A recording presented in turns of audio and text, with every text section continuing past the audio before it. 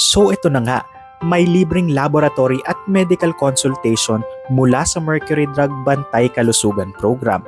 Ano nga ba ito at paano ito i-avail? Tuturuan kita kapatid. Magtungo lamang sa mercurydrug.com at lalabas ang page na ito.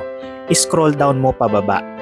Sa gitnang bahagi ay makikita mo ang free clinics at Bantay Kalusugan. Pindutin mo ito kapatid.